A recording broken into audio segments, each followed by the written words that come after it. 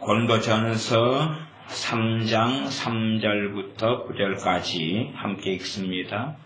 너희가 아직도 육신에 속한 자로다. 너희 가운데서 시기와 분쟁이 있으니 어찌 육신에 속하여 사람을 따라 행함이 아니리요. 어떤 이는 마르되 나는 바울에게라 하고 다른 이는 나는 아볼로에게라 하니 너희가 사람이 아니리요. 그런즉 아볼로는 무엇이며 바울은 무엇이뇨? 저희는 주께서 각각 주신 대로 너희로 하여금 믿게 한 사역자들이니라. 나는 심었고 아볼로는 물을 주었으되 오직 하나님은 자라나게 하셨나니 그런즉 심은이나 물 주는 이는 아무것도 아니로되 오직 자라나게 하시는 하나님뿐이니라. 심는 이와 물 주는 이가 일반이나 각각 자기의 일하는 대로 자기의 상을 받으리라. 우리는 하나님의 동역자들이요 너희는 하나님의 밭이요 하나님의 집이니라. 아멘. 고린도 교회의 문제나 많은 교회의 문제의 핵심에는 권위의 문제가 있습니다. 권위. 그것을 신앙의 문제로 갈 때는 영적 권위 그렇게 축소시켜서 이야기할 수 있습니다. 고린도 교회의 많은 사람들은 대부분의 사람들은 권위를 떠났습니다. 권위를 떠났기 때문에 그들은 자기 속에는 옳은 대로 사람을 선택합니다. 다시 말하면 나는 아볼로파다 그러면 사도 바울에게서 마음에 들지 않는 부분이 있다는 이야기 없다는 이야기요? 있다는 거예요. 사도 바울에 대하여 전적으로 찬성하지 못하겠다는 거죠. 그러니 우리는 아볼로파. 그리고 사도 바울에게서 영향을 받고 사도 바울에게 말씀을 배운 사람들, 그런 사람들이 사도 바울 다음에 아볼로가 주의 종이 되어서 고린도 교회를 가르쳐요. 그런데 받은 부르심과 은사가 틀린데도 불구하고 우리는 사도 바울에게서 복음을 전해받고 믿었기 때문에 우리는 사도 바울파로 그대로 남겠다. 아볼로파는 될 수 없다. 아볼로 당신의 권위를 인정할 수 없다 그런 거지. 당신의 권위를 인정할 수 없다. 아볼로도 싫다.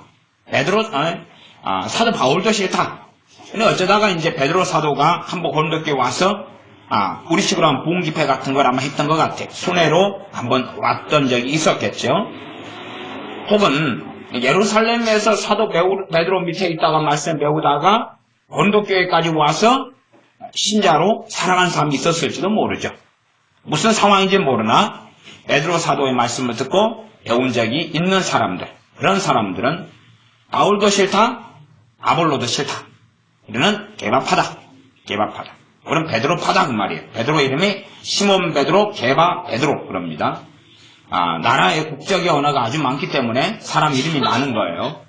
헬라 시대에서는 베드로, 메트라 반석이고 베드로 그런 이름이고, 그리고 히브리 이름은 시몬, 그 다음에 아람어식 이름은 게바 그런 식이 됩니다. 언어가 우리나라도 여러분이 미국 사회에 산다면 여러분 현재 이름 가지고는 미국 생활은 하기 어려우실 거예요. 미국식의 이름을 가지셔야지만 고레이스 그런다든지 그런 거 있잖아요. 그렇게 가지셔야지 될 거. 피터 그런다거나. 그렇게 어떤 사람은 우리는 베드로 사도를 인정할 거예요. 대신 베드로 사도는 가까이 없죠. 자주 안 오겠죠. 왜? 베드로는 이방인의 사도가 아니라 유대인의 사도이기 때문에, 부르심이 그 자리이기 때문에 베드로 자도 안 오죠. 자주 올 일도 없고. 그럼 베드로파다. 그러니 당신 사도 바울이나 당신 아볼로 당신이나 우리에게는 당신의 권위 아래 있지 않다. 지금 여러분이 성경을 잘 못 보시는 분들은 단지 파당 분당의 문제로 생각하는데 권위 때문에 파당 분당의 문제인 거예요. 어떤 사람은 나는 무슨 파다 그럽니까? 예수님 파다 그럽니다. 예수님 파. 그런 건 어떤 이야기냐 그러면 나는 베드로도 인정할 수 없고 사도 바울도 인정할 수 없고 아볼로도 인정할 수 없고 내 위에는 주님밖에 안 계신다. 굉장히 건전하고 좋은 이야기 같아요. 예수님파 얼마나 멋있습니까? 얼마나 멋있어요. 그래서 요즘에는 장로교도 싫다, 감리교도 싫다, 신매교도 싫다, 성경교도 싫다, 다 싫다. 나는 나홀로 신자 돼서 예수님파다. 얼마나 살벌하고 위험한 이야기인지 아시겠냐 그 말이에요. 그래서 이들은 권위를 떠나면서 하나님의 보호가 사라지고 문제는 하나님과 충돌하게 되는 문제예요. 계속하여 잘못된 길 속에 이들은 들어가고 맙니다. 권위자가 없는 거예요. 그래서 이 부르심 사역의 문제에 대하여서 사도 바울이 얼마간 읽었던 본문에서는 설명을 합니다. 알아듣게. 그러나 과연 다 알아들었을까 하는 것은 미지수입니다. 3절은 일단 본문부터 약간은 설명하고 권위에 대한 문제를 계속 다루고 있기 때문에 본문에 많은 포인트는 두지 않겠습니다. 3절 너희가 아직도 육신에 속한 자로다. 너희 가운데 시기와 분쟁이 있으니 어찌 육신에 속하여 사람을 따라 행함이 아니리요. 육신에 속하여 시기 질투에 따라서 사람을 따라 행한다. 성령을 따라 행하지 않는다. 그 말. 자기 욕구, 자기 마음에 드는 사람이나 혹은 안 들면 자기가 주인되고 왕되어서 자기 멋대로 산다 그 말이죠. 사사시대가 그런 시대였습니다. 각기 자기 소견에 오름대로 행하였더라. 그러니 사사시대 때 비참한 일들이 끊임없이 짧은 시간이 아니라 노예 생활 속에서 하나님의 백성이 가나안 땅에 들어온 지 얼마나 됐다고 그 비참한 지경 속에 빠지냐 그 말입니다. 권위를 인정하지 않았기 때문에 벌어진 시대, 권위자가 없는 시대. 언제까지는요? 사사를 하나님이 보내시에 엎드리고 회개하고. 그러나 그것은 짧은 시간에 그 고난은 끝나지 않았습니다. 수년, 때로는 10년이 넘는 고난 속에 있었습니다. 그리고 하나님께서 그들은 뭐 그러겠죠. 예수를 믿는 사람, 하나님 믿는 사람이면 고난 1년째 당하면 살려달라고 기도할 거 아닙니까? 그러나 하나님은 사사를 안 주신다는 이야기죠. 또 심지어 아시다시피 사사기를 잘 보시면 하나님이 사사를 보냈는데 어떤 사람들은 인정합니까? 안 합니까? 인정하지 않죠. 그들의 권위를 인정하지 않아요. 하나님이 보냈는데 내가 봤어? 하나님이 네 부른 거 봤어? 이스라엘이 광야 시대 동안에 끊임없이 문제를 일으켜 그들이 변화되지 못한 핵심적인 문제는 모세의 권위를 인정하지 않은 문제입니다. 또 하나님께서 모세와 아론을 세웠는데 아론의 권위를 인정하지 않아요. 시간이 될 때마다 반역을 일으키고 죽여버리려고 그러고 돌을 드는 이야기입니다. 불평을 하고 원망을 합니다. 그것이 그들의 문제. 어느 때에 다담과 아비람 같은 사람을 모세가 이리 와라 이야기하자 부르니까 네가 뭔데 우리를 불러? 응? 네가 뭔데? 그걸 달려듭니다. 왜? 권위를 인정할 수 없다는 거예요. 자기 마음에 들지 않는 부분이 있죠. 자기 육이 강하면 그런 문제 더 많이 일어날 겁니다. 이 민주주의 사회의 무서운 것은 뭐냐 하면 자기 위에 어떤 권위를 인정하지 않는다는 거죠. 문제는 하나님께서는 권위와 권세를 세우셨다는 게 문제가 됩니다. 그러나 그걸 인정하지 않아요. 우리가 부풍조처럼 이 교회 저기에 떠돌아다닙니까? 권위를 알지 못하는 사람은 끝끝내 떠돌아다니다가 말 것입니다. 그리고 또 착각할지 모르죠. 나는 하나님을 잘 알게 된다. 때가 되면 알 거야. 나 열심히 하나님에 대한 사명이 열심히 투철해. 저는 이 인터넷상에서 개싸움에 들어가기를 굉장히 싫어합니다.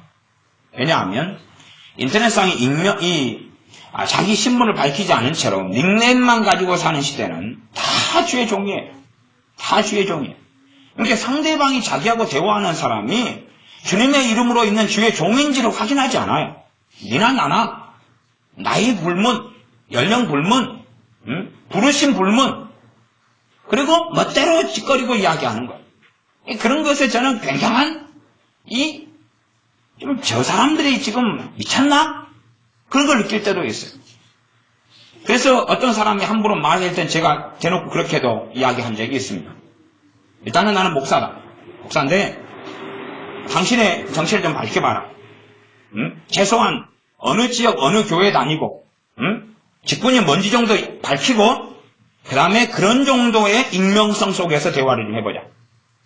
그러지 당신의 신분을 숨긴 상태로 그러면서 멋대로 그냥 이야기하지 말고 최소한 당신하고 나하고 대화하고 있는데 단지 그리스도 안에서 형제로서의 대화가 아니라 지금 어떤 권위를 하나님께 받은 사람으로서 지금 대화를 하고 있다는 것을 당신이 인식을 해야 된다. 그렇지 않으면 당신이 하나님과 문제를 일으킬 거다. 대신에 주의 종으로서 말한다는 것도 굉장히 쉬운 일은 아닙니다. 왜냐하면 잘못하면 주님의 이름을 가지고 내가 스스로 이 권위를 남용하고 오용할 수 있기 때문에 어떤 분들이 제게 상담을 요청할 때 제가 말을 상당히 주의합니다. 성령으로부터 어떤 지혜가 있고 어떤 메시지가 있을 때는 제가 전하지만 그렇지 않을 때는 그런데도 불구하고 어느 정도의 조언이 필요할 때는 제가 제 개인적인 생각입니다. 이렇게 사견은 꼭 다 합니다. 제 생각인데요.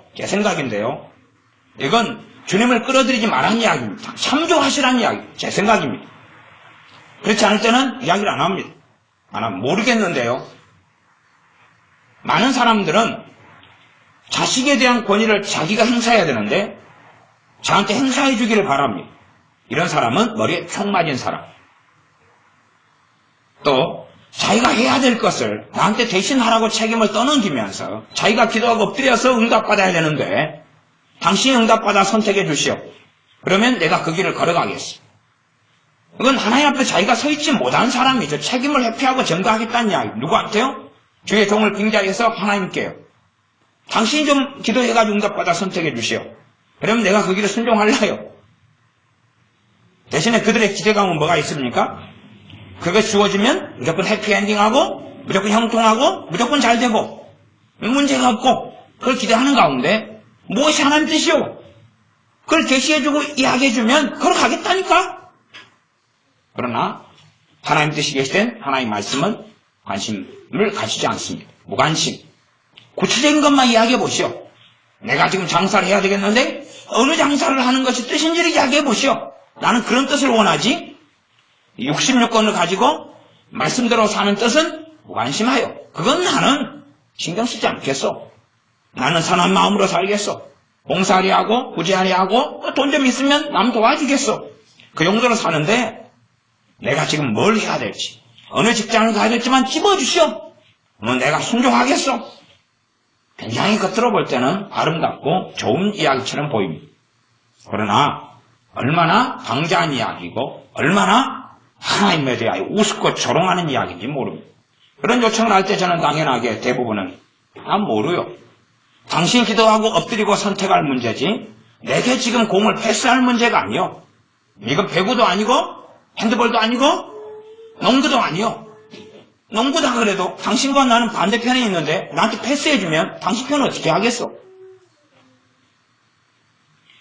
상당히 많은 사람들은 그래서 자기 책임을 하나님께 떠넘기고 전가시키려 하고 심지어는 어떤 사람들은 자기가 결정해야 될 것을 주의 종들에게 떠넘기면 주의 종들은 똥이 된장인지 모릅니다. 그리고 그래요? 제가 도와드려야 되죠. 제가 그것은 된장처럼 보이는데요. 제가 응답을 받아줄게요. 그래요? 어려운 문제네요. 제가 사랑해줄게요. 기도합니다. 샬라. 저 집사님이 성도님이 이러한 된장같이 생긴 똥덩어리를 넘겼는데 제가 이걸 응답받아 주려 그럽니다. 그리고 기도하면서 나름대로 뭔가 이 감동을 받죠. 이미 처음부터 잘못된 줄 모르고. 그리고 기도하는데 이런 감동이 없디다. 이렇게 좀 하시오.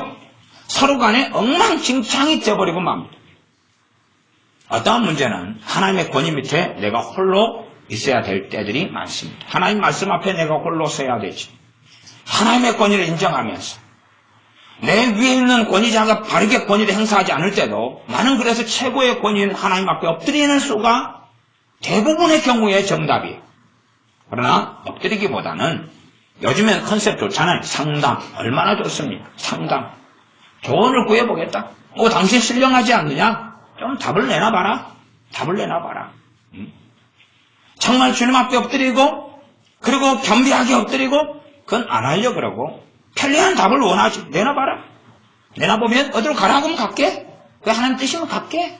그건 풀려질 거 아니냐? 좀 이상한. 말하자면 책임을 회피하고 책임을 전가하는 삶을 원합니다. 그런 상담을 요청받거나 말을 들을 때는 상당히 첫째는 불쾌하고 두 번째는 제가 그것을 이 연민이나 인간적인 사랑이나 측면에 받아들이면 제가 문제가 생기시죠. 제가. 왜? 월권을 하고 권위 문제를 넘어서기 때문에 그하고 하나님하고 해결해야 될 문제에 제가 끼어드는 문제가 생기죠. 그러니 그것은 누가 가진 권위입니까? 하나님이 가진 권위에 제가 침탈하고 들어가는 거예요. 지금 하나님과 그 사람의 문제는 누가 엎드려야 돼요? 하나님이 권위를 그 사람에게 가지고 있는 거예요. 하나님께서. 그럼 그가 엎드릴 때까지 하나님은 기다릴 수밖에 없는데 그 사람 엎드리기보다는 목회자에게 자자 관여해 주시오. 당신이 관여해 주시오. 당신이 중보자인 것처럼 당신이 그리스도인 것처럼 진정한 주의 종이라면 관여 좀 하시오. 나를 사랑한다면. 왜 제가 그런 상담은 거부합니다. 그러면 사람들이 소위 말하면 상처를 받죠.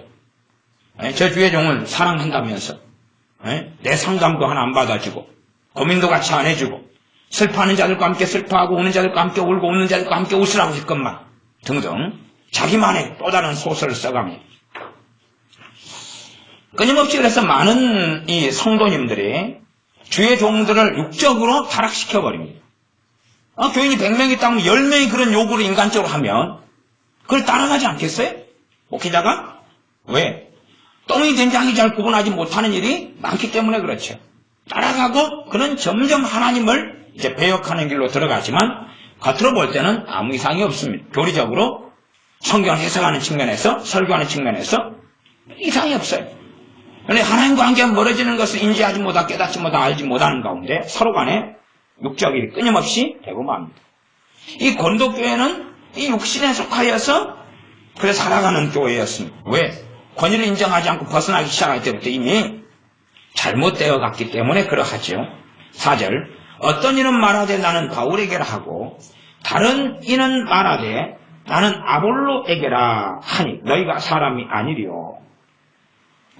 물론 이 본문 말고 다른 본문에도 이러한 말씀이 다시 반복되어 있는 것은 여러분이 확인하실 수가 있을 겁니다. 1장에 좀 더 먼저 반복을 하고 3장에 다시 이야기를 한 것입니다. 1장을 봐볼까요? 1장도 있고 3장도 있어요. 같은 스토리의 말씀이요. 자, 1장 11절부터 제가 읽어볼게요. 내 형제들아 글로웨의 집 편으로서 너희에게 대한 말이 내게 들리니 곧 너희 가운데 분쟁이 있다는 것이라. 이는 다름 아니라 너희가 각각 이르되 나는 바울에게 나는 아볼레에게 나는 게바에게 나는 그리스도에게 속한 자라 하는 것이니. 아니 이 바울이든 베드로든 혹은 아볼로든 다 주의 종들인데 자기 입맛 따라 갔던 거죠. 입맛 따라서. 이게 자기의 부르심대로 섬긴다는 걸 이해하지 못한 채로 입맛 따라가서 물론 그래도 이 사람들이 그럼 아볼로가 하는 말을 다 지켰을까요? 아니겠죠? 아니겠죠. 왜? 참된 권위 아래 있지 않기 때문에 자기 입맛에 맞으면 지키는 척 했겠죠. 게바의 권위 밑에 베드로의 권위 밑에 있다고 했던 사람은 정말 권위 밑에 있었을까요? 이 사람들이 과연 자기가 하는 말이 뭔가를 알았을까요? 나는 아볼로에게 속한 자라. 그 말이에요. 아볼로에게 그 말, 아볼로에게 속한 자라. 1장 12절에 나는 게바에게 그 말, 게바에게 속한 자라. 나는 바울에게 속한 자라. 나는 그리스도에게 속한 자라. 속한 자란 말은 계속 이어지는 수식어입니다. 정말 이 사람들은 자기들이 하는 말이 뭔지를 알았겠냐 그 말이에요. 그리고 이런 말을 한 파당분당을 만든 사람들은 정말로 그들의 권위를 인정하고 그 권위 아래에 있다는 것에 속한다 그 말이에요. 노예나 종속을 이야기하는 게 아니라. 그럼 알았겠느냐 그 말이에요. 이 고린도 전서 같은 경우도 굉장한 위험성을 간직한 성경일 수밖에 없습니다. 왜냐하면 우리야 지금은 고린도 전서가 성경인 줄 압니다. 그러나 고린도 교회 사람들 생각해 보십시오. 이 고린도 전서를 보내는 것을 받는 사람들, 그들의 입장은 다가 나누어져 있죠. 나는 아볼로 받아. 그런데 사도 바울이 서신을 보내요. 이 서신은 징계하는 서신. 누구누구 쫓아내버려. 끝장내버려. 이 약한 자를 내어 쫓아버려. 징계의 서신이에요. 그러면 네가 뭔데? 나는 지금 베드로파야. 바울 당신이 뭐가 안 돼 지금 나를 쫓아내라는 거야. 그런 문제가 있겠어요? 없겠어요? 있을 가능성 굉장히 농후합니다. 지금 이 고린도 교회 안에는 바울파가 있지만 바울파가 득세하고 90%가 차지했다 그러면 다수결의 원칙에 의해서 민주주의 원칙 등을 입각해서 바울파가 90%니까 10%가 네 나가는 데거든. 그리고 우리 사이에서 이제 바울 사도께서 한 말씀을 따를 거야. 그러겠지만 지금 중국은 남방이거든요. 그리스도파가 있고 바울파 있고 게바파 베드로파 있고 아볼로파 있는 판국이에요. 거기에서 요즘식으로 하면 여소 야대 여당도 꼴통들이고 야당도 꼴통들이고 물론 주의 종들은 그렇지 않았는데, 그래도 좋은 종들이었는데 그랬다면 지금은 아볼로도 없고 베드로 사도도 없고 사도 바울도 없어요. 얼마나 많은 사람들은 합력할 수 있겠습니까? 그렇지 않습니까? 이 정말로 고상하고 하나님과 함께 사는 사람들, 이 사람들도 고린도교회 눈에 볼 때는 마음에 안 드는 부분과 결점과 문제가 있었어요. 그런 방법인데 지금 주의 종들은 얼마나 자기 마음에 안 들겠냐 그 말이에요. 일단은 교인들, 인간들은 비슷해요. 비슷해요. 그러니 마음에 안 들어 당신 마음에 안 들어. 당신 인정할 수 없어. 끊임없이 그 길을 걸어가고 이 사람의 본성은 끊임없이 자기를 높이는 거예요. 자기를 고상하게 만들고 성령 은사 하나 받으면 기고만장해지고 나는 대단한 사람이 된 것처럼 꿈이나 환상경 보면은 착각하고 망상에 젖어드는 교만한 사람들이 많은 판국 애원적 것이 튀어나오면 뭔가 된 것 같은. 그래서 제가 애원은사를 이야기할 때면 서두에 자주 하는 이야기 그렇습니다. 애원은사는 기나 고동이나 소나기나 다 받는다. 애원은사는 믿음의 성장한 사람이 받는 게 아니다. 사도행전을 잘 봐보시라. 잘 봐보시면 애원은사 받는 사람이 대부분 초신자였다는 걸 알 것이다. 인자 믿은 사람들이 성령이 마시면서 애원이 터지고 반응이 터진 거지. 꿈이 있고 환상이 나타난 거지. 그러지 꿈, 환상, 애원 같은 은사들이 특별한 게 아니다. 오히려 고린도에서 12장에 가면 하나님께서 교회 중에 몇을 세우셨다고 순서를 말하는 게 중요한 거예요. 순서를 말. 거기에는 애원의 순서에 들어가 있지 않아요. 들어가 있지 않고 하나님께 명시적인 순서를 이야기하는데 그런 게 중요한 거예요. 다시 3장으로 돌아갑니다. 고린도전서 3장. 이제 4절 이야기는 했고, 그래서 생략하면서 지금 사도 바울이 어떤 말씀을 전달하려고 하는 것이 3장이라까지는 이해를 좀 했습니다. 1장의 것을 다시 간소화시키고 반복하고 중요도가 있으니까 너희들이 지금 이런 인간들이다. 그리고 고린도 교회에 말하는 것입니다. 대부분 고린도 교인들은 권위를 떠났고 권위를 벗어났고 권위를 인정하지 않습니다. 사도 바울이 서신을 보내도 우리는 성경인 줄 아니까 이제 사도 바울을 통해 하나님 말씀하시는구나 그랬지만 당대의 사람들은 안 그랬다는 사실이에요. 그 사람들은 고린도 전서를 받아도 성경인 줄을 몰랐다고 말이에요. 몰랐다고 말이에요. 그래서 사도 바울이 쓰면서 이건 성경이야. 이건 성경이야. 그런 게 아니라는 사실이에요. 자, 5절. 그런즉 아볼로는 무엇이며 바울은 무엇이뇨? 저희는 주께서 각각 주신 대로 너희로 하여금 믿게 한 사역자들이니라. 각각은 사명에 따라서 그런 거죠. 부르심에 따라서. 6절. 나는 심었고 아볼로는 물을 주었으되. 심는 것과 물 주는 것이 모양과 일이 같이 틀려요? 틀리죠. 농사적으로 한다면 틀려요. 그러니 지금 바울의 부르심이 다르고 아볼로의 부르심이 다르다는 사실이에요. 아볼로가 고린도 교회 중심으로 한 것은 복음을 전파한 것이 중심이에요. 씨를 심는 데 중심 주력했고 아볼로는 말씀을 차근차근 가르쳐서 영적 성장, 골고루 하나님 양식을 먹여서 자라가게 하는 것. 이게 중심이었어요. 그러니까 전도나 복음을 전하는 데서는 아볼로가 파워가 약했겠죠. 사도 바울은 강했을 것이고. 그러나 사람들은 전도파가 원하는 것은 아볼로파는 원치 않겠죠. 그러나 또 영적으로 성장하고 양육하는 걸 원하는 사람은 사도 바울파는 이때는 별로 원하지 않을 수 있다 그 말이에요. 그래서 이 하나님의 부르심 자체를 부정하는 문제가 아니라 지체나 사역과 사명 자체가 다르다. 너희들이 지금 뭔가를 상당히 오해하고 있고 착각하고 있다. 그런 이야기를 하고 있는 것입니다. 나는 심었고 아볼로는 물을 주었을 때 오직 하나님은 자라게 하셨나니. 최종 권위는 지금 하나님이 가지고 있다. 그런데 하나님께서 이들을 주셨다는 것입니다. 8절. 심는 이와 물 주는 이가 일반이나 각각 자기의 일하는 대로 자기의 상을 받으리라. 심는 것, 물 주는 이 이런 비유를 사용합니다. 9절. 우리는 하나님의 동역자들이요 너희는 하나님의 밭이요 하나님의 집이니라. 하나님의 동역자들이다. 상당히 카리스마 있고 위험한 표현이기도 하죠. 하나님과 함께 일한다. 하나님과 함께 일한다.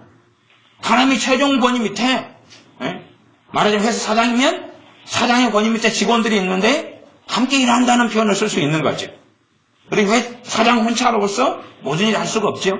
물론 하나님은 모든 게 가능하시지만 하나님의 진리 속에서 이 땅에서 죄 아래 처해 있는 곳에서는 주의 종들을 통해서, 하나님 자녀들을 통해서 하나님께서 일하시는 것이 하나님의 공의가 됩니다. 그리고 이제 4장으로 가면 4장 띄엄띄엄만 살짝 보겠습니다. 여러분이 이런 힌트를 보시면서 이 고린도전서를 이렇게 살펴봐야 되구나 하는 이해를 하시면 좋겠습니다. 자, 4장입니다. 4장 7절. 4장 6절은 형제들아 내가 너희를 위하여 이 일에 나와 아볼로를 가지고 본을 보였으니 이는 너희로 하여금 기록한 말씀밖에 넘어가지 말라 한 것을 우리에게서 배워. 기록한 말씀의 선을 넘지 말아라. 첫째는 이게 하나님의 권위 아래 있는 사람. 기록한 말씀을 벗어나면 안 된다. 하나님 말씀을 벗어나면 안 된다. 이게 하나님의 권위 아래 있는 기본적인 선이다. 그러니 어떤 주의 종이라는 사람이 하나님 말씀을 벗어나 가르친다면 그것은 그 사람이 하나님의 권위를 떠난 것이고 잘못된 길을 걸어갈 수밖에 없는 거죠. 우리에게서 배워 서로 대적하여 교만한 마음을 먹지 말게 하려 함이라. 문제는 고린도교회 교인들은 사도 바울에게 배우고 게바에게 배우고 아볼로에게 배웠는데 또 성령의 은사들이 풍성하니까 애언은 얼마나 많이 했겠으며 들었겠으며 받았겠으며 방언 통역은 얼마나 했겠으며 받았겠으며 꿈과 환상 얼마나 보고 받았겠느냐 그 말이죠. 그러나 이들은 결과적으로 서로 대적하여 교만한 마음을 품게 되었습니다. 교만한 마음을 먹지 말게 하려 함이라 그랬는데 거꾸로 걸어가고 있는 고린도 교회. 7절 심각하게 책망하지요. 누가 너를 구별하였느냐? 누가 내게 있는 것 중에 받지 아니한 것이 무엇이뇨? 이들은 지금 교만한 자리에 서 있기 때문에 심각한 책망을 합니다. 너가 받았은즉 어찌하여 받지 아니하는 것까지 자랑하느뇨? 8절 너희가 이미 배부르며 이미 부요하며 우리 없이 왕노릇하였도다. 왕노릇은 뭐죠? 권위가 없다는 이야기죠. 스스로 최고의 권위. 그래서 신사도운동의 무서운 것 중에 하나는 그런 것입니다. 스스로 최고의 권위를 입고 싶은 거죠. 예언을 받고 꿈을 꾸고 환상을 꾸는 게 무서운 게 뭐냐? 이 왕노릇을 가지고 있는 사람은 뭔가의 은사를 받으면서 스스로 자기를 높이고 최고의 자리에 서는 것입니다. 봐봐라, 하나님은 나랑 직통한다, 직통. 나는 직통 계시를 받는다. 무서운 거죠. 물론 하나님께서 3쿠션으로 말씀하실 때도 있고 다이렉트로 말씀하실 때도 있습니다. 그러지 않습니까? 그래서 하나님은 3쿠션으로 말씀하시느냐? 그러시에요. 다이렉트도 말씀하시고 당구를 쳐보면 3쿠션을 아시겠죠? 모르시나요? 당구? 제가 회사 다닐 때 기숙사에서 살았는데 어느 회사에서 근데 당구장에 기숙사에가 있었어요. 당구 다이 몇 개를 놔뒀어요. 야, 당구를 몇 번 쳐봤는데 저하고는 안 맞는 거예요. 안 맞아. 그래서 쳤는데 이놈이 자꾸만 공이 제가 원하는 대로 순종을 안 하고 불순종을 해가지고 구멍을 자꾸 안 들어가는 거예요. 저 공을 맞히는데 안 맞히는 거예요. 저걸. 그래서 버려버렸죠. 뭐. 안 쳤다 그 말이죠. 회사 당구 다이를 버리면 큰일 나죠. 안 쳤어요. 안 맞더라고 당구하고. 그러면 하나님께서 이 교회 중에 몇을 세우셨어요. 하나님께서 내 개인적으로 역사하실 건 역사하시는 거예요. 권위 밑에 하나님과 내 관계 속에서. 그러나 주의 종을 통해 말씀하실 부분은 하나님이 직접적으로 이야기를 안 하신다 사실. 그런 부분이 있다는 것을 이해를 하셔야 돼요. 그러니까 이 교만해진 사람은 모든 것을 내가 홀로 받을 수 있다. 그러면 주님의 교회를 세워야 안 세워요? 안 세워요. 교회 안에 권위를 세워야 안 세워요? 안 세워요. 그럴 이유가 없죠. 내가 다이렉트로 직통 계시로 해주겠다. 감사해요. 핸드폰 열면 직통으로 받고 있어요. 터지고 있어요. 감사해요. 주님이 교회를 세울 리가 없죠. 그래서 우리 한국 민주주의가 되면서 민주화 운동이 일어나고 데모가 일어나고 노조가 일어나면서 무서운 것은 권위가 무너져가고 없다는 사실. 이 교회 안에 끊임없는 분란과 분쟁이 왜 생기느냐? 권위를 남용하는 목회자도 문제고 권위를 인정하지 않는 교인들도 문제고 그러니 권위가 목회자가 남용할 때 교인들이 하나님 앞에 엎드려가지고 하나님의 개입을 가져와야 되는데 그러면 목회자에게 많은 기회와 은혜가 생기는데 하나님의 개입을 가져오지 않는다는 사실이죠. 그리고 육과 육이 충돌하고 부딪히는 문제. 어쨌든 간에 교회는 계속의 쌈박질 중입니다. 우리 동네 교회도 얼마나 많은 교회가 분열과 싸움과 다툼 속에 살아갑니까? 그러나 사실은 대부분의 사람들은 권위 속에 있지 않기 때문에 일어납니다. 근데 자기가 팔을 선택해야 되죠. 나는 이번에 목사님 팔래. 나는 장로님 팔래. 이번에 교회가 7번째 싸우는 건데 지난번까지는 내가 목사님 파에 붙었었는데 이번에 장로님 파 한번 하고 싶다. 장로님 파에 붙어가지고 한번 기도회도 하고 싸우겠다. 맨날 그렇게 하는 것이죠. 왜? 교회가 왜 끊임없이 분란이 일어납니까? 이미 그 교회는 권위가 뭔지를 알지 못하게 됐기 때문에 그런 거죠. 알지 못하게 됐기 때문에. 그러면 갈 길을 알지 못하고 끊임없이 방황하는 것입니다. 그러니까 어떤 사람은 직통계시? 이거 좀 이상한 것 같아. 성령 지금 역사하지 않는가? 개인적으로 역사해요. 직통계시 맞아요. 그러면 직통계시 맞으니까 안 직통은 있는가? 또 그건 인정 않겠다는 거예요. 자기만 하나님께 서겠다는 거예요. 그건 또 거짓말입니다. 두 가지 다가 성경에 있다는 사실이죠. 자, 누가 너를 구별하였느냐? 4장 7절. 누가 너를 구별하였느냐? 너 스스로 왕노릇하고 있는데 너희들이 누가 너희를 하나님이 세웠느냐? 그런 적이 없다. 그렇게 말씀하고 있는 거죠. 그러나 자칭 나는 하나님을 아니까, 기도하니까, 샬라샬라 방언하고 애원하니까 나는 대단한 사람이야. 나는 하나님과 직통계시를 받고 있는 사이야. 그런 사람들이 너무 많아진 거죠. 고린도 교회가 그렇게 됐다 그 말이. 고린도 교회가. 그러니 이 서신은 정말 위험해요. 고린도 전서는. 왜? 고린도 교회가 안 받아들이면 무슨 일이 벌어지겠어요? 심각한 문제가 벌어지죠. 그래서 이 고린도전서 9장에는 사도가 결국은 사도 바울이 사도권을 변호하고 있어요. 나 사도다. 나 사도다. 나 사도다. 오직하면 나 사도다. 강력하게 그걸 어필하고 있어요. 마지막 기회를 주는 거죠. 나는 지금 하나님이 주시는 권위로서 지금 너희를 다루고 치리하고 책망하고 있다. 민주주의 사회를 이야기하는 게 아니다. 이렇게 한 대로 정확히 처리해라. 감사하게 고린도 교회가 깨지지 않고 분열되지 않은 것은, 그리고 바르게 정돈된 것은 사도 바울이 쓴 이 고린도 전서를 통하여 사도 바울이 사도이고 하나님의 정권대사라는 것을 인정한 거예요. 받아들여서 그 다음에 고린도 후서가 나온 거지. 사람들이 회개가 막 일어나요. 추방했던 사람들 가운데 다시 회개하고 엎드린 사람이 생겼어요. 그래 고린도 후서에서는 그들을 받아주어라. 그들을 받아주어라. 고린도 전서에는 음행하는 자는 쫓아내고 추방해라. 어떤 형제라 하는데 음행하는 자를 쫓아내라. 그러면 음행이라는 것, 그것이 내 개인적인 허물, 연약함, 부족함이 될 수 있어요. 그걸 성경이 이야기하는 게 아니에요. 그걸 이야기하는 게 아니라 음행하고 있으면서 당당한 거예요. 당당해요. 그리고 뭐 합니까? 퍼뜨리는 거예요. 다른 교회 교인, 우리 교회 교인들, 성도들에게 퍼뜨리는 거예요. 퍼뜨리는 거예요. 그래서 음행이라는 게 굉장히 다양하죠. 다양해요. 다양해요. 술 취하는 것도 그런 것이, 내 혼자 술을 마시고 끊고 싶은데 그런 것을 성경의 문제 삼는 게 아니에요. 그게 아니라 교회를 술 마시는 잔치집으로 만드는 걸 문제 삼는 거예요. 믿는 사람 마셔야 돼. 마셔. 나도 집사인데 마셔. 건배. 우리 목사님도 마시더라. 장로님도 누구랑 술집에서 만났는데 지난번에 소주 3병 갔어. 너 회사 다니고 나 집사야. 집사. 같이 마셔. 그건 교회에서 무슨 대상입니까? 쫓아내라. 추방 대상입니다.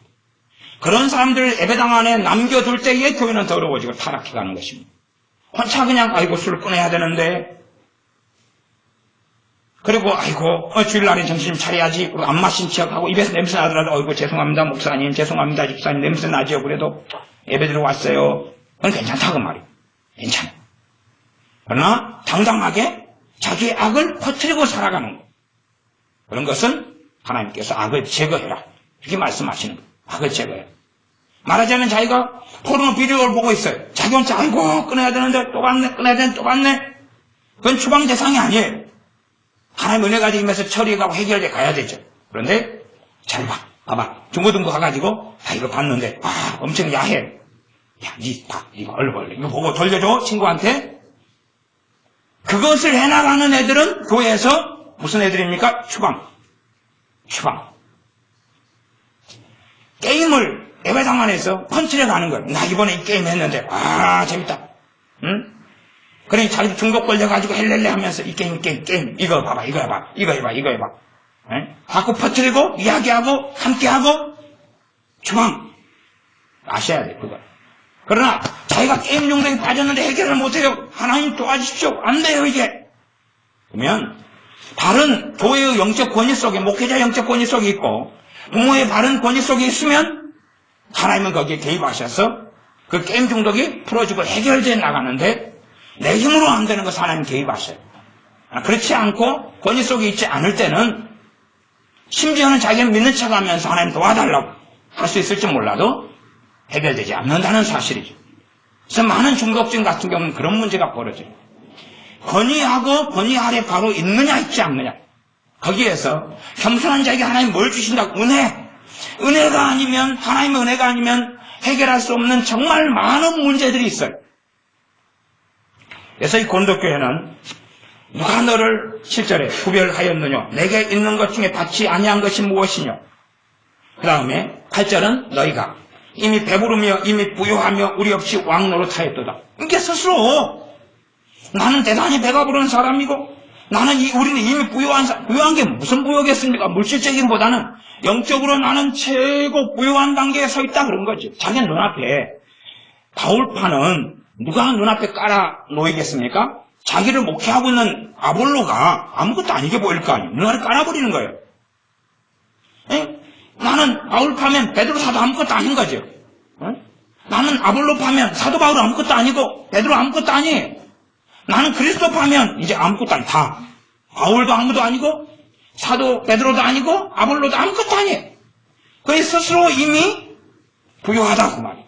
스스로 이미 대단하게 돼가지고 그 자리에 서 있는 거지. 우리가 너희와 왕노릇 우리 없이 왕노릇하였다. 다른 영적 권위 밑에 있지 아니하고 자기 마음대로 그렇게 된 교회. 그러니 이 고린도교회는 끊임없이 많은 문제를 양산할 수밖에 없었어요.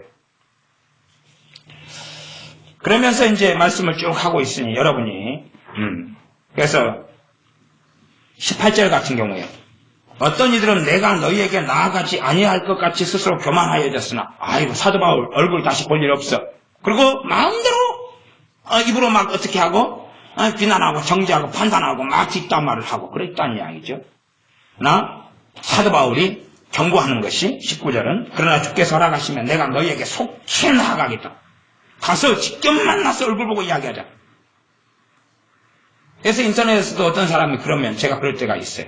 자주 있는 일은 아니고 아마 인터넷상에서 댓글상에서 한 서너 번 있는 이야기. 당신은 나 직접 보고 이야기할래? 어디서 만날까? 나랑 직접 보고 나는 목사인데 그래도 직접 보고 나랑 대화하기를 원하시오? 만나자. 당신 나랑 만나자. 그리고 지금 그따위 행설수를 할 수 있는지 대면하고 이야기하자. 그런단 말이죠. 게임하다 그런 일도 있죠. 게임 중독에 빠진 애들은 칼부림 나는 애들도 있어요. 니 어디 있어? 무슨 PC방에 있어? 슈퍼맨 PC방에 있는데 알았어 기다려. 아까 칼 들고 가서 찔르죠. 중독에 걸리면 중독 때부터는 마귀에게 언제든지 사로잡힐 준비가 되어 있는 거예요. 어느 건수만 주어지면 이제 마귀에 사로잡혀서 그 길을 걸어갑니다. 19절 그러나 주께서 허락하시면 내가 너희에게 속히 나아가서 교만한 자의 말을 알아볼 것이 아니라 오직 그 능력을 알아보겠다. 최소한은 하나님께서 세우신 순위 안에 뭐가 포함돼? 능력이 포함돼. 능력이. 파워, 예언, 말이 아니라 예언했다, 통역했다, 방언했다가 아니라 능력이 있느냐? 는 것이 순위가 위쪽이에요. 하나님의 나라는 말이 있지 아니하 오직 능력에 있습니다. 21절 내가 무엇을 가지고 무엇을 원하니 너희가 무엇을 원하니 내가 매를 가지고 너희에게 나아가려 사랑과 온유한 마음으로 나아가려. 너희들이 듣고 돌이키지 않으면 매를 가지고 갈 것이고 돌이키면 사랑과 온유한 마음으로 나아가는 나를 만나게 될 것이다. 이렇게 나아가다가 고린도전서 13장이 나오는 거예요. 5장에서는 이제 쫓아내고 추방해라 그런 이야기가 5장 13절을 마지막으로 읽으면 외인들은 하나님이 판단하시려니와 이 악한 사람은 너희 중에서 교회에서 내어 쫓으라 그렇게 말하지요. 그래서 교회 안에 내어 쫓는 대상에 들어가는 게 11절 같은 데 보면 후욕, 중상 모략한 사람, 뒤로 이간질하면서 뒤쪽으로 말을 막 만드는 사람들, 참 위험한 사람들이. 교회 안에 심각한 분란도 목사님의 사고 치는 것도 있겠지만 또 어떤 흠집을 잡아가지고 주의 종이나 흠집을 잡아서 뒤로 막 퍼뜨리는 거죠. 이렇게 하는데 이렇게 마음에 안 든다 어쩐다 이렇게 전화해가지고 올려가지고 막 이렇게 누구에게는 불이 있는 사람에게는 기름을 퍼부으면 되겠죠. 그러면 바로 착 만나죠. 그리고 집사님이 내게 그렇게 이야기하더라. 그리고 그 사람이 또 전화를 한 두 통 돌리고 끼리끼리 모이니까 교회는 금방 더러워져 그죠. 그 상태에서 이제 건수 몇 개만 주의 종이 있다 그러면 몇 개만 주면 그러면은 파당 나누고 분당 나누고 그런 교회는 갈라지고 찢어지고 교회 안에 남아있다 할지라도 계속 비참한 일만이 서로 간에 있을 뿐 더 이상 하나님의 은혜도 없고 말씀을 들어도 고깝게 듣겠죠. 고깝게. 니나 해. 니나 똑바로 살아. 그런 식으로 이제 흘러가는 것. 이것이 많은 사람들의 교회 생활이 됩니다. 여러분이 이제 좀 이해하기 어려운 말씀인데 이제 이 권위 문제를 이해하시면 조금 이해할 수 있는 힌트는 주어집니다. 11장으로 가겠습니다. 고린도전서 11장입니다. 11장 10절을 먼저 보겠습니다. 10절 제가 읽습니다. 11장 10절. 이러므로 여자는 천사들을 인하여 권세 아래 있는 표를 그 머리에 둘지니라. 여자들은 권세 아래 있는 표를 내놔야 된다. 권세 아래 있는 표를 내놔라. 왜 여자가 머리가 깁니까? 권세 아래 있는 것을 표시해요. 권세 아래 있는 것을 부정하려면 빡빡이를 밀어라. 그런 거 여기 지금 성경 요 11장에 보시면 빡빡이를 밀어라. 빡빡이를 밀어라.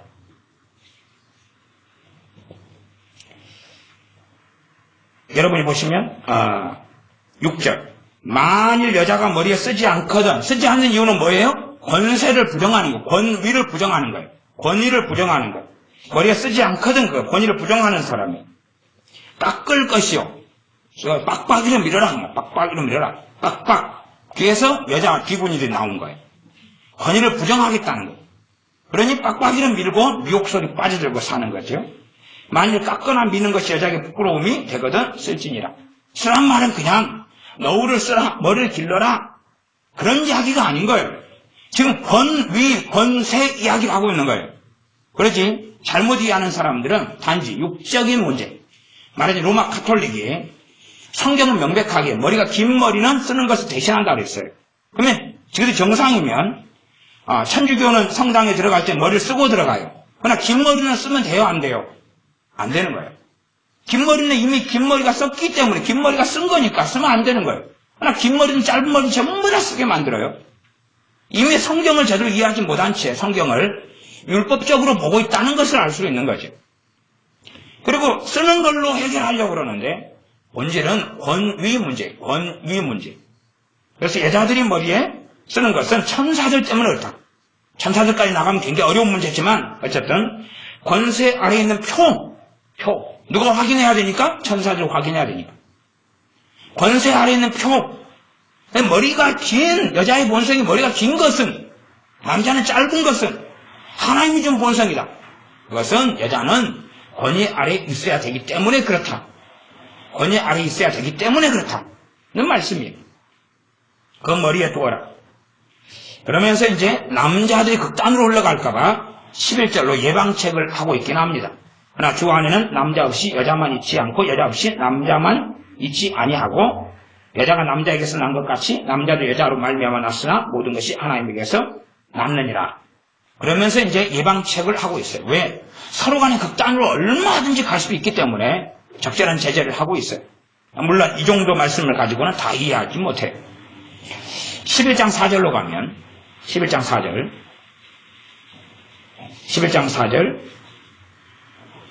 물은 남자로서 5절을 보겠습니다. 물은 여자로서 머리에 쓴 것을 벗고 기도나 애언을 하는 자는 그 머리를 욕되게 하는 것이니 이는 머리 민 것과 다름이 없음이니라. 여자가 머리에 쓰고 공적인 교회에서 기도도 할 수 있고 애언도 할 수 있다고 나오잖아요. 출발이 이래요. 이게 여성 사역을 부정하는 것은 그런 문제가 심각한 이야기죠. 그러니까 이 전제로 해가지고 성경이 뭘 이야기하냐 그러면 여자들은 교회에서 잠잠할지니라 그런 말씀을 하고 있어요. 이런 것을 전제로 한 다음에 여자들은 교회에서 잠잠할지니라가 몇 장에 나오냐면 14장에 나오네요. 14장 34절부터 36절까지가 나오네요. 34절부터 14장 34절부터. 그래서 14장 34절에 모든 성도의 교회 삶과 같이 여자는 교회에서 잠잠하라. 그런데 이 잠잠하라는 것은 14장 34절은 11장 5절을 깔고 나온 거예요.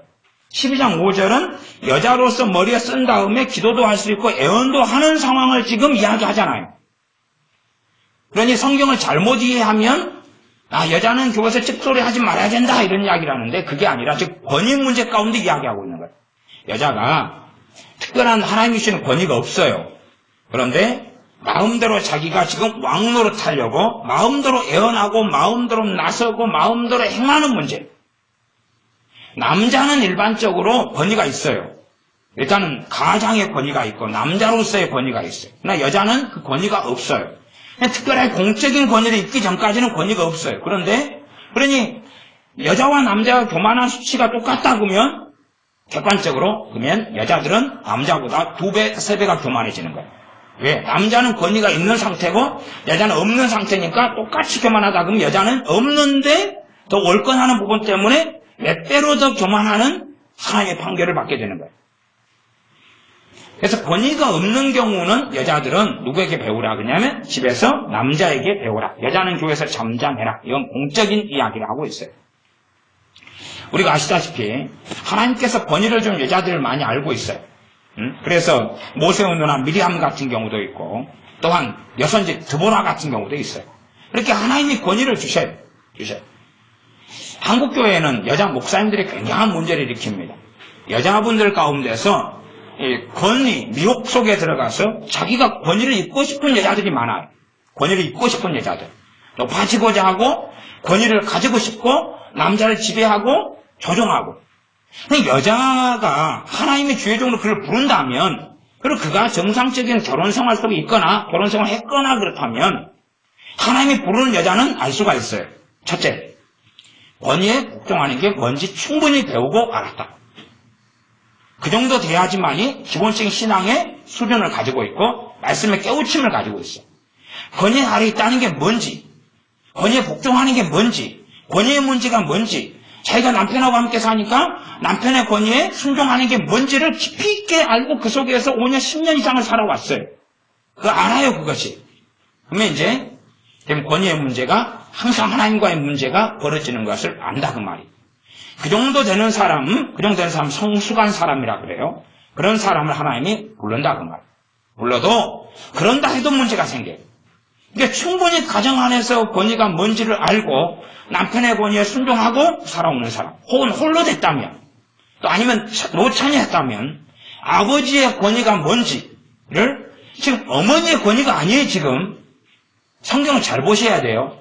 부모의 권위가 있고 어머니의 권위, 아버지의 권위, 부모님의 권위가 있고 그 가운데 아버지의 권위가 또 따로 있어요. 말하자면 아버지는 이중 권위를 가지고 있어요. 부모로서의 권위하고 아버지로서 권위가 있어요. 그런데 엄마는 엄마로서의 권위는 없고 부모로서의 권위만 있어요. 그런 부분을 잘 이해하셔야 됩니다. 그래서 여자분들은 노처녀로 오래 살았다, 혼자 살았다 그러면은 최소한은 아버지로서의 권위와 부모의 권위를 충분히 그 안에 복종하면서 배웠었어야 해요. 그런 사람을 하나님이 불러요. 그러니 지금 한국교회 많은 여자분들은 하나님이 안 부르는데 스스로 들어간 거예요. 저는 솔직히 개인적으로 50%를 넘어설 거라고 혼자 추측합니다. 이게 제 말은 진리는 아니니까 그냥 제 양반은 저렇게 생각하는 것 같다 그렇게 생각하십시오. 근데 제 개인적인 생각은 절반은 충분히 넘을 것이다. 왜요? 확인해 보니까 권위를 뭔지 몰라요. 최소한은 자기 남편에게 복종하는 게 뭔지를 몰라요. 이제 권위를 아는 목사님이든 모르는 거든 다 우리가 판단할 지는 아니고 일단 어떤 여자 목사님이다 칩시다. 자기 남편이 있어요. 남편이 집사님이나 장로님 그러겠죠? 대부분 이제 자기가 목사가 될 때는 성도님인 자기 남편도 1년 만에 장로를 만들어 봅니다. 그게 한국교회입니다. 제가 아는 여자 목사님들 다 그렇게 했습니다. 아주 잘하시더라고요. 서리 집사를 갖다가 1년 만에 장로로 만들어버립니다. 안수 입사도 건너뛰어버리고요. 하여튼 알아서 하라 그러고 자기가 왕이고 왕노를 타고 있으니까. 여러분도 보셨죠? 많이 겪었습니다. 자, 그럼 봅시다. 교회 안에서는 하나님이 이 여자 목사를 세웠다고 가정할 때 교회 안에서 누가 권위가 있습니까? 목사님의 권위가 있죠. 남편보다 공적인 하나님의 교회 안에서 집에 가면 누가 권위가 있죠? 남편이요. 근데 집에서도 뭘 행사하려고 합니까? 집에서도 목사가 되려고 합니다. 목사가 되려고 해요. 그래서 어떤 주의 종이 가정 안에 있다는 것은 참 복잡한 이야기예요. 왜냐하면 주의 종이 가정 안에 있고 가족 안에 친척 안에 있을 때 되면 제 양반이 어떨 때는 주의 종으로 있고 어떨 때는 내 가족, 내 동생, 내 아들, 내 자식, 내 형제로 있고 똑같은 데의 상황이 틀려져요. 그런데 이제 그 권위 문제를 이해하지 못할 때 이걸 섞어버리는 거예요. 섞어버리면 개밥이 나오는 수가 있습니다. 아주 하나님과의 문제가 생기죠. 이게 주의 종이 있을 때하고 저 사람이 더 선한 사람이다 그러면 내 자식으로 있을 때하고 달라요 이게. 그런 문제를 구분을 잘해야 돼요. 권위를 알아가면 사고를 안 쳐요. 주님께서 이제는 공생애사, 그분은 태초부터 하나님이셨고 말씀이셨고 그러나 나사렛 동네에서 한 30년 사셨어요. 복종하시고 순종하시면서 동네 사람들이 권위 문제를 이해하지 못하니까 주님이 왔으니까 어이 왔어? 병명 고쳐가? 왔어? 어디서 위대한 일 좀 했다며? 아이고 우리 동네도 뭐 그냥 인물 났어? 예. 이래봐. 요거 우리 집 지금 사촌 녹화가 아파 누워있는데 빨리 가서 그거 고쳐가지고 와잉? 그렇게 해? 오늘 저녁에 한번 우리 모일까? 돼지 한 마리 잡을까? 자네 유명해졌으니까? 아니 뭐 자네 유명해졌으니까 그걸로 한번 우리 동네 한번 잔치 한번 하게 돈 좀 한번 내놔봐. 한 500만 원 내가지고 소 몇 마리 잡고 돼지는 안 먹었지 그때? 유대인들이니까 소 몇 마리 잡고 양 몇 마리 잡세? 응? 그래야지 자네 부모도 위시에 살 거 아닌가? 그런 스타일 있죠? 아시죠? 그런 식으로 나사렛 사람들이 걸어간 거예요. 하나님의 사람으로 우리 주님께서 하나님 아들이시지만 사람들 눈에도 볼 수 있는 최고점 중에 하나는 선지자 정도죠. 근데 그런 선지자로서도 대접을 안 하는 거죠. 그리고 동네 아는 사람의 자식 정도에서 동네 아이 정도로 계속 다루고 있는 거죠. 하나님이 주의 종을 세웠다면 그때는 문제가 벌어져요. 하나님이 주의 종을 하나님이 세웠다. 그럴 때는 이제 그런 가족이 있으므로 복이 임할 수가 있고 심판이 임할 수가 있어요. 주의 종이 있으면 좋은 것 같지만 잘못 대우하면 왜 그 사람이 누구 이름으로 있으니까요? 주님의 이름으로 있으니까. 주님의 이름이 있으니 내가 보낸 자를 영접하는 자는 곧 나를 영접하는 것이요. 내가 보낸 자를 영접지 아니하면 나를 영접지 않는 것이다. 주님이 옥에 갇혔을 때에 너희가 돌아보았고 내가 병들었을 때 돌아보았고 나를 믿는 사람에게 하는 것이 곧 이거다. 근데 주의 종은 더 복잡한 위치에 있다 그 말이에요. 이게 복잡한 거. 이게 주의 종이 잘못된 삶을 살아나가는 것도 재앙이고 주의 종을 잘못 대우하는 것도 재앙이고 하나님이 세웠다면 하나님이 안 세웠다면 또 어떻게 할까? 그것도 복잡한 문제가 됩니다. 끝까지는 이야기를 하지 않습니다. 여러분이 판단하는 문제도 아니고 제가 판단하는 문제도 아니에요. 우리는 누가 주의 종으로 있고 교단적 교파적으로 목사님으로 있다 그러면 우리가 판단할 문제가 아니라 하나님이 세웠다고 믿는 것이 하나님 앞에서 우리는 정당한 일이다 그 말이에요. 정당한 일. 그래서 이 고린도 전서상에는 계속하여 심각한 문제가 벌어지고 권위상 여자들이 공적인 부르심이 아닌 경우에는 가르치는 것 안 된다느냐. 하나님께 부르심이 없는 경우는 권위가 없다 그 말이에요. 그럼 배워야 되고 또 배우려고 해도 자기가 함부로 말하기보다는 집에서 남편한테 가서 배워라. 이런 심각한 이야기를 하고 있어요. 대신 권위 문제를 이해하지 못하면 이것을 율법으로 만들어가지고 여자들은 목회자가 못되고 여자들은 대표기도 못하고 옛날 여자들은 성가지도 못쓰고 그렇습니다. 우리나라도 수십 년 전의 이야기입니다. 여자들 대표기도 안 시켰습니다. 주일날. 오래되지 않았습니다. 30년만 돼도 많은 교회가 그렇습니다. 지금도 그런 교회들도 많이 있어요. 그러니까 이 말씀을 권위로서 권위의 문제라는 걸 이해하지 못한 채로 하게 되면 결국 그런 잘못된 해석의 문제는 나오게 됩니다. 그러나 어떤 목사님이 그런 잘못된 해석을 하고 시행한다 할지라도 우리가 하나님 앞에 바른 권위 아래 있다면 그것에 대하여서 참 잘못 해석할지언정 어떻게 우리가 반응해야 될 것이냐 하는 것을 하나님은 바라보실 수밖에 없다는 사실입니다. 이제 성경 하나 정도만 더 살펴보고 이제 오늘 설교는 마무리에 가는 게 좋을 것 같은데요. 자, 우리가 잘 아시는 거니까 민수기 12장을 보겠습니다. 민수기 12장.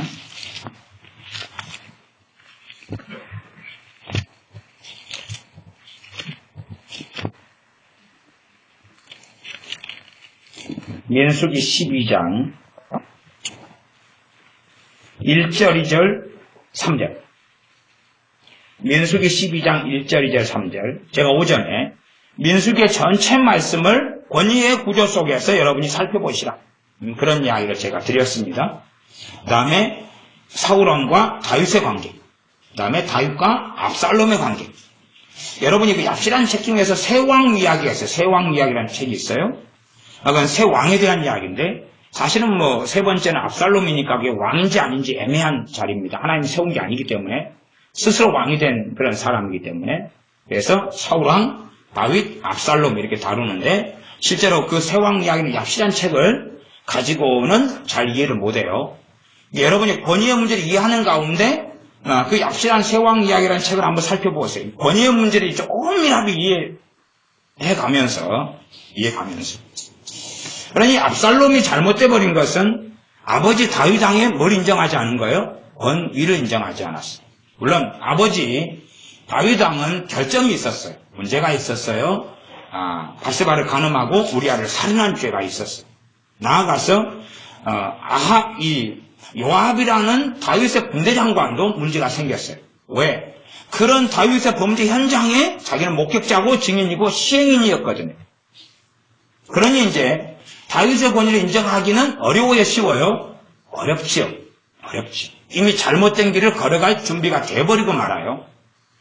그러니 우리가 잘못된 권위자에 대해 어떻게 반응할 것인가? 그에 대한 답은 쉽지 않은 거예요. 쉽지 않아요. 지금 사회라면 좀 쉬운 것 같아요. 그러나 과거는 왕정국가지요. 그 왕은 죽을 때까지 왕노릇하지요. 어떻게 할 것이냐의 문제죠. 그런다고 나라를 떠나는 건 쉬워요, 어려워요? 어려워요. 지금 시대에 이민 가는 것은 그때보다 100배, 1000배가 쉬운 거예요. 100배, 1000배가. 그래도 이민은 어렵죠. 그런 판국에 과거의 시대 때 그 나라를 떠난다. 국경을 떠나고 벗어난다. 그건 거의 불가능한 이야기죠. 그러면 그 잘못된 권위를 행사하는 왕 밑에 어떻게 있어야 되느냐? 그러니 권위의 문제는 그렇게 간단하게 yes, no나 그런 답을 줄 수 없다. 그러니 그런 걸 알아가려면 한참을 알아가고 권위 아래 순종해가고 복종해가고 어떨 때는 권위하고 싸워야 될 때가 있어요. 그런 것을 잘 해가는 데서만이 조금 배우고 배우면서 눈이 열려져가지 제가 성경을 요한계시록부터 창세기까지 혹은 창세기부터 계시록까지 권위의 문제를 계속 설명한다 해서 여러분이 복종하고 순종하는 것이 뭔지를 배우고 알기 전까지는 그렇게 되지는 않아요. 나아가서 이제 뭐 복종하고 순종할 일도 별로 없다. 그런 게 별로 없다. 그러면 이제 별 의미가 없죠. 그런 나이가 돼버렸다. 나이 노인네인데 내 남편도 없고 이제 교회 다니고 이제 그런 말고는 없다. 그러면은 목회자의 권위 밑에 내가 있느냐 가지고 조금은 배울 수 있어요. 많은 걸 이제 못 봐요. 이제 죽을 때까지 많은 걸 못 봐요. 그러나 목회자의 권위 밑에 있으면서 조금은 알 수가 있어요. 조금은. 왜? 자기가 이제 제가 어른이 돼버렸으니까. 나이가 80이 돼버렸으면 왜 내가 자식한테 순종하고 따르겠어요? 어찌겠어요? 그러나 세상 자식의 부양을 받으면 자식의 권위 밑에 부모는 또 있어야 돼요. 또 그 문제가 또 있습니다. 그러나 그 정도도 뭘 이해를 못해요. 못하고 자식이 또 뭘 이야기한다고 어떻게 들을 거예요? 말 거예요? 똥이 된장이지 그 정도 되면 못 아는 나이가 됐지만 최소한은 권위 문제를 알아가야지만이 하나님 말씀은 알아갈 수 있고 그렇지 않으면 이 불복종은 교만이고 하나님께서 대적하시고 은혜를 안 주시기 때문에 언제까지나 소경으로 남아요. 제가 일들 집회를 했어요. 말씀이 끝나고 기도합시다 그랬어요. 기도합시다. 그러면 기도가 안 되는 사람도 기도를 하고 있어야 돼요. 그래서 어떤 사람이 기도합시다 그랬는데 찬양하고 있어요. 주께로 가까이 또 가까이 그러고 있어요. 뭡니까? 미혹이죠. 지금 제가 하는 집회에 참여해가지고 그다음 제가 기도합시다 그랬지 고스톱을 칩시다 그런 게 아니단 말이에요. 그러면 권위 아래 순종하면 찬양을 하면 돼요? 안 돼요? 안 되는 거예요. 기도하자 그러면 기도를 해야 되는 거예요. 근데 사람들은 나는 당신 권위 말고 나는 막 찬양 영감을 지금 주고 계시니까 난 지금 찬양할 거야 룰루랄라 그러고 있어요. 근데 이미 심각하게 미혹돼 버린 사람들이죠. 제가 그래서 미혹된 사람을 알기는 일단은 간단한 건 기도합시다 그러면 알아요. 기도합시다. 그러면 심각하게 잘못된 사람들은 기도 안 해요. 기도합시다 그러면 일단은 엎드려가 자요. 기도합시다 그러면 당신 난 그 말을 기다렸어. 당신 설교 끝나고 기도합시다 그런 걸 기다렸어.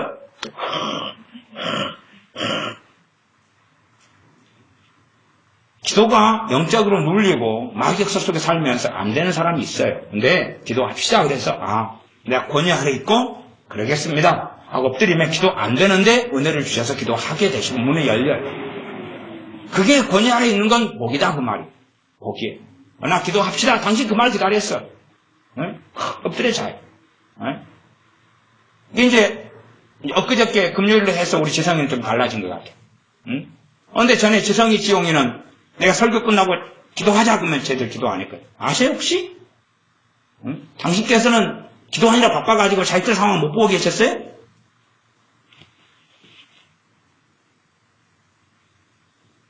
기도합시다 그러고 있는데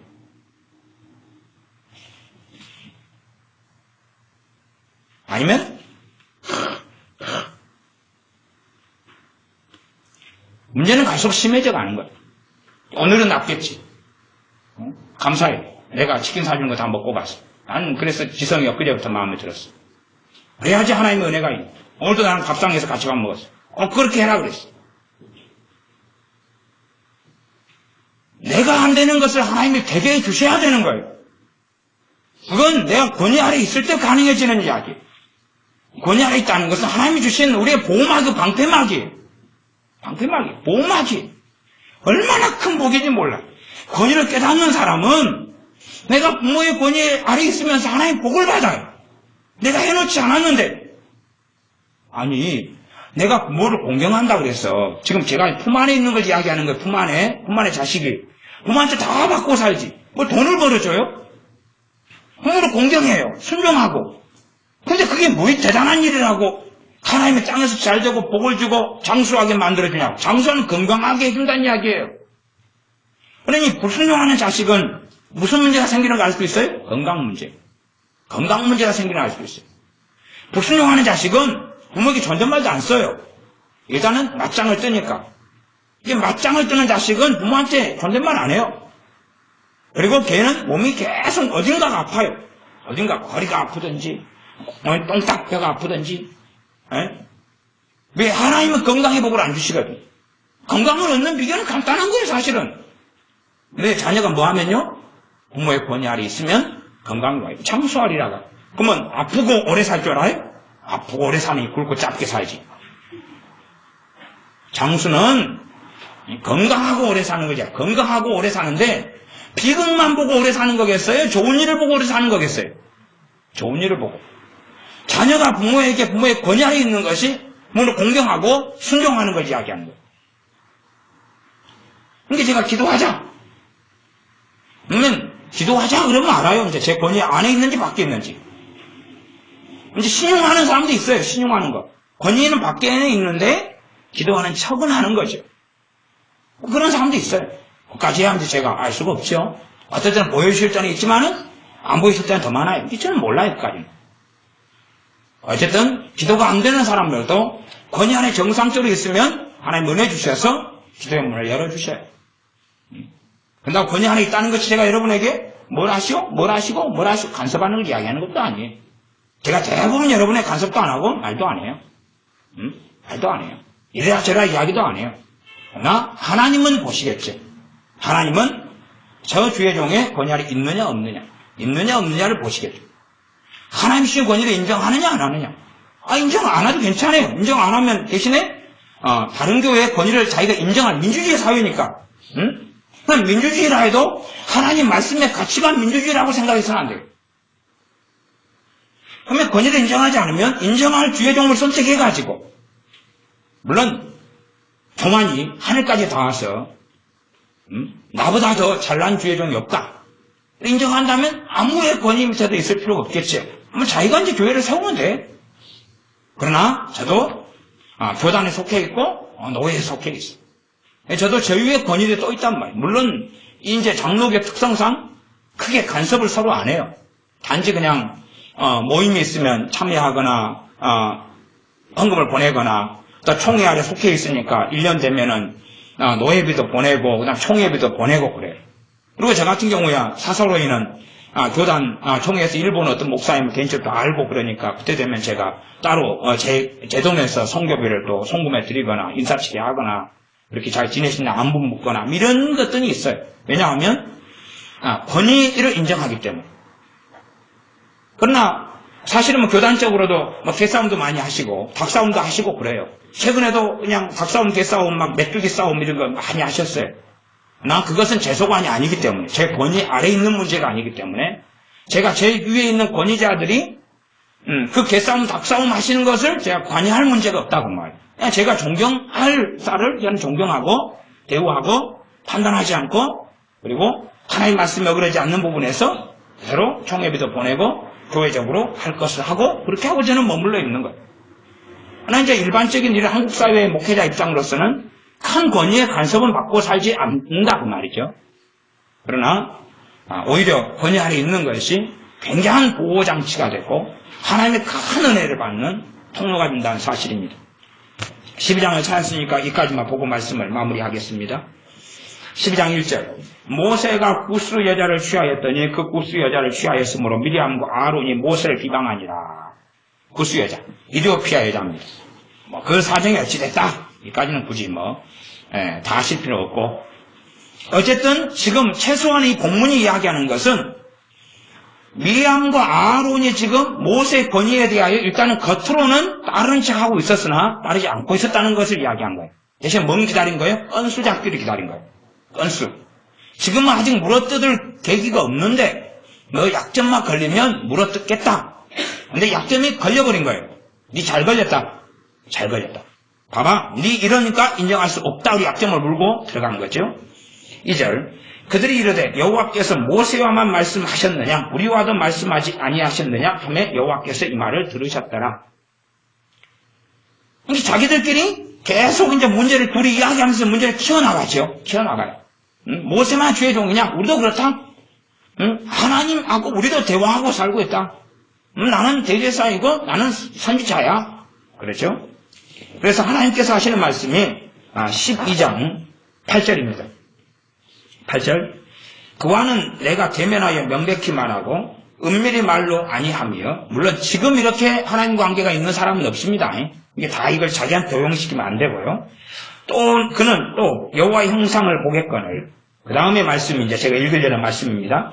너희가 어찌하여 내 종 모세 비방하기를 두려워 아니하느냐 여호와께서 그들을 향하여 진노하시고 떠나시며 그러니까 지금 사람 사이에 세 명 사이의 문제예요. 그것도 형제 모세는 제국 막내 그 위에 아론 형 3년 위에 형 미리암 훨씬 나이가 많아요.